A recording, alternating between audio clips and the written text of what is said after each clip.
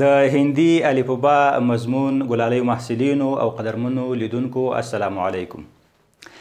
د دې مضمون په معرفي ویډیو کې تاسو ته ما وویله چې هندي ژبه لومړی واویلونه دي چې د شمېر یې 14 دی، ورپسې کانسونینټ دي چې 45 پورې شمېر رسیږي. د هندي یا دیوناګري تورو په لومړي سر کې واویل راځي، تر 13 رسیږي او د هغې نه وروسته بیا نور کانسونینټ شروع کیږي او تر پای رسیږي.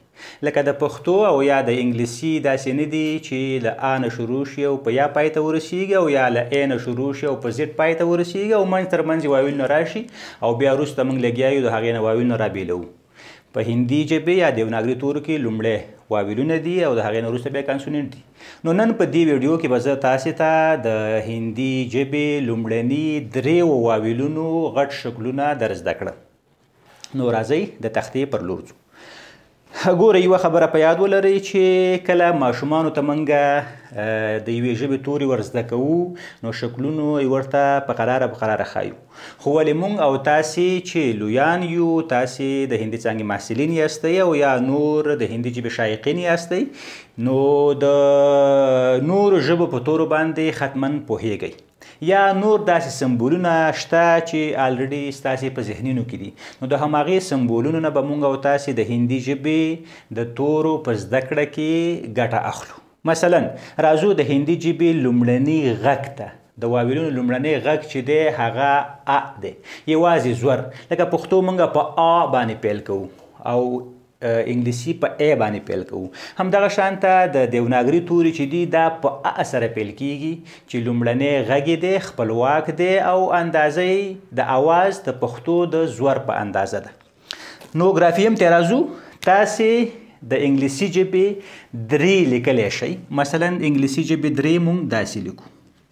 نو کله چې دا تاسې ولیکه، د دې نه وروسته تاسې د انګلیسي ژبې کیپیټل یا غټ ټي هم لیکلی شئ چې هغه داسې لیکل کیږي، ټي په دغې شکل او په دغې اندازه یې د 3 سره لیکو.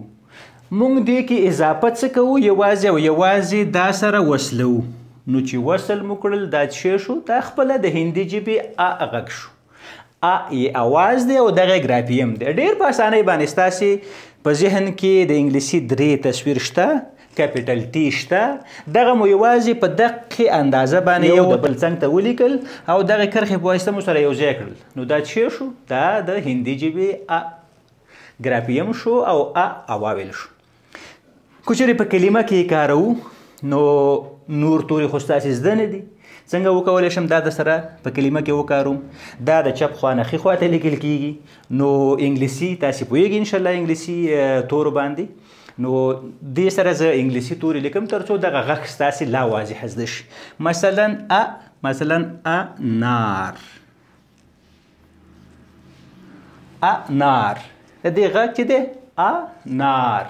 نو انشاءالله امید دی چې ستاسې به دغه اواز زده شوی چې موږ څه وکړل؟ 3 مو ولیکل، ورسره څنګ کې مو ټي ولیکه او داسې مو یو ځای کړل. څه شو؟ دا د هندي ژبې ا واویل شو. راځو دویم واویل ته. لکه څنګه چې لومړنی واویل ا دی، دویم یې د ا 2 چنده یعنې ا دی. نو د دې شکل هم همدقسې لومړني شکل سته ورته لږ اضافه والی راځي. نو اوس موږ او تاسې داسې کار کوو چې د هندي ژبې ا اواز لیکو. ا اواز څه شی دی؟ داسې لیکل کیږي. دا د هندي ژبې ا واویل ګرافیم دی. د دې سره په څنګ کې موږ بل ټي لیکو، داسې لیکو. نو دا څه شو؟ دا د هندي ژبې ا واویل شو. دویم واویل ا شو. څنګه مو زده کړل؟ لومړی مو ا واویل ولیکه چې ا واویل مو د انګلیسي 3 ورسره څنګ کې ټي او بیا مو سره یو ځای کړل. دا د هندي ژبې ا غږ شو یا د ا غږ ګرافیم شو. د هغې نه وروسته دویم ته چې راغلو، هغې غږ چې دی د ا 2 چنده یعنې ا دی او ورسره څنګه مو ولیکه؟ اول مو ا ولیکه، ورسره څنګ کې مو بل ټي ولیکه او سره یو ځای مو کړل. نو دا شو ا. مثلا عام، عام، بس یوازې همدقسې لیکل کېږي. ام هم ورسره ولیکه او دا. نو د دې غږ څه دی؟ ا، لکه د عام په کلمه کې. نو راځئ اوس د دریم خپلواک توري ته راځو. تاسې د انګلیسي په اس باندې پوهیږئ. اس موږ څنګه لیکو؟ داسې لیکو. دلته یوازې او یوازې د اس سره په دې ساحه کې دغسې ولیکه راکش کوو او دلته دا لږ پورته بیایو او بای په دغې لیکه باندې سره داسې کوو. نو دا څه شو؟ دا د هندي ژبې دریم خپلواک غږ شو چې د زیر په اندازه دی لکه ای. نو دا یې دریم څه شو؟ خپلواک غږ شو ای. مثلا که موږ وغواړو دا په کلمه کې وکاروو لکه احساس، داسې لیکو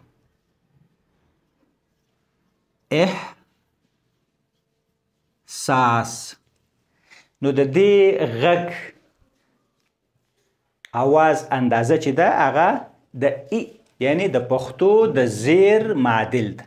نو ای امید لرم چې تاسې به د هندي ژبې درې لومړني واویل زده کړي وي چې یو یې ا دی، درې مو ولیکل، ورسره څنګ کې مو ټي ولیکه، دا ا شو یعنی د زور اندازه شو. لکه دلته ما په ا لکه انار کې مو دلته ولیکل، انار لومړی الف راځي او وروسته بیا ان او ا او ار باندې، خو تاسې نه پوهېږئ چې په هندي کې څنګه دي. نو انګلیسي مې ورسره ولیکل، څه شی شو؟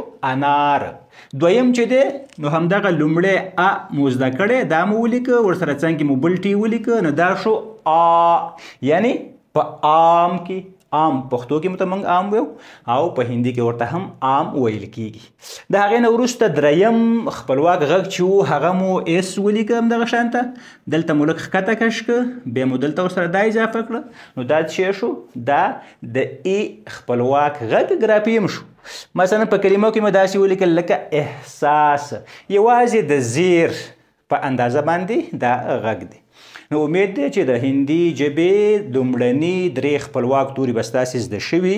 نو د دې نه وروسته تاسې کوشش وکړئ چې دا توري حد اقل تر 100 وارې پورې ولیکئ او تر بلې ویډیو پورې د الله په امان.